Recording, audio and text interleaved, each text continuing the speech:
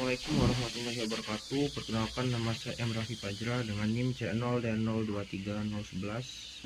Saya merupakan mahasiswa dari D3 Perpajakan Universitas Jambi. Jadi ini merupakan video untuk tugas mata kuliah perpajakan. Di video kali ini saya akan membahas mengenai konsep penyusutan dan amortisasi dalam akuntansi pajak. Jadi penyusutan ini penting untuk kita ketahui karena penyusutan itu dapat mempengaruhi laba kena pajak suatu perusahaan. Jadi penyusutan itu merupakan pembebanan aktiva tetap secara periodik sesuai dengan masa manfaat aktiva tetap. Akumulasi penyusutan aktiva tetap yang terjadi itu perlu dicatat dalam jurnal laporan keuangan pada akhir periode untuk mengetahui nilai manfaat yang bisa didapatkan selama sisa pemakaian aset tersebut. Proses pencatatan untuk mengetahui umur dan nilai aktiva tetap pada laporan keuangan itu perlu agar perusahaan dapat mengalokasikan beban dan memanfaatkan nilai aset atau peralatan yang didapat selama sisa pemakaian. Nah, ada beberapa faktor yang harus diketahui untuk penyusutan ini. Yang pertama itu ada harga perolehan, yang mana harga perolehan ini menjadi dasar perhitungan. Harga perolehan itu adalah harga yang diperoleh atau dikeluarkan untuk memperoleh aktiva tetap hingga siap digunakan. Lalu ada nilai residu atau nilai sisa. Itu merupakan taksiran nilai atau potensi arus kas masuk apabila aktiva tetap tersebut dijual atau dihentikan. Dan terakhir itu ada umur ekonomis. Karena sebagian besar aktiva itu memiliki dua jenis umur, yaitu umur fisik dan juga umur fungsional. Umur fisik itu adalah suatu aktiva itu dikatakan memiliki umur fisik itu jika masih dalam kondisi baik walaupun mungkin sudah menurun fungsinya. Sementara umur fungsional itu biasanya dikaitkan dengan kontribusi aktiva tersebut dalam penggunaannya. Penyusutan atau depresiasi ini ada 5 metode. Yang pertama itu garis lurus, yang kedua itu saldo menurun, dan yang ketiga itu jumlah angka tahun. Lalu yang keempat satuan jam kerja, dan kelima adalah hasil produksi.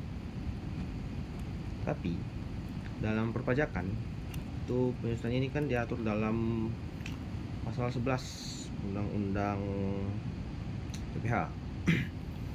Jadi dalam pasal 11 Undang-Undang PPH itu penyusutan itu hanya ada 2 metode dalam pajak. Yang pertama itu metode garis lurus atau straight line method, itu ada di pasal 11 ayat 1, dan yang kedua adalah metode saldo menurun atau declining balance method, itu ada di pasal 11 ayat 2. Lalu di Peraturan Menteri Keuangan itu juga diatur mengenai masa manfaat dan juga tarif penyusutannya. Yang pertama itu ada kelompok bukan bangunan, itu dipisahkan menjadi 4 kelompok. Untuk kelompok 1 itu masa manfaatnya 4 tahun. Jika menggunakan metode garis lurus itu tarifnya 25%, dan jika saldo menurun itu 50%.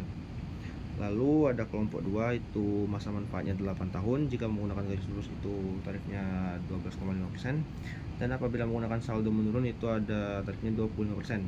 Lalu kelompok 3 itu 16 tahun. Jika menggunakan garis lurus itu 6,25%. Lalu jika menggunakan saldo menurun itu 12,5%. Dan kelompok keempat bukan bangunan itu masa manfaatnya 20 tahun. Jika menggunakan garis lurus itu 5% dan saldo menurun 10%. Lalu untuk bangunan itu dibagi menjadi 2, yaitu bangunan permanen dan bangunan bukan permanen. Untuk bangunan permanen itu masa manfaatnya 20 tahun dan hanya menggunakan metode garis lurus saja, yaitu 5%. Dan untuk bukan permanen itu masa manfaatnya 10 tahun dan sama, itu cuma menggunakan metode garis lurus. Tarifnya itu 10%. Lalu dikenal juga tuh ada amortisasi.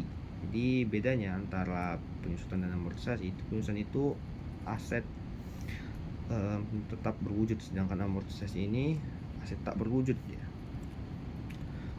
Jadi dalam peraturan Menteri Keuangan juga diatur bahwa kelompok harta tak berwujudnya itu dibagi jadi 4 kelompok. Untuk kelompok pertama itu masa manfaatnya 4 tahun. Untuk metode garis lurus tarifnya 25% dan saldo menurun itu 50%. Untuk kelompok kedua itu 8 tahun. Untuk tarifnya itu garis lurus 12,5% dan saldo menurun 25%. Untuk kelompok ketiga itu 16 tahun, tarif garis lurusnya 6,25% dan saldo menurunnya 12,5%. Lalu untuk kelompok 4 20 tahun, untuk garis lurusnya 5% dan saldo menurunnya 10%. Sekian video dari saya. Assalamualaikum warahmatullahi wabarakatuh.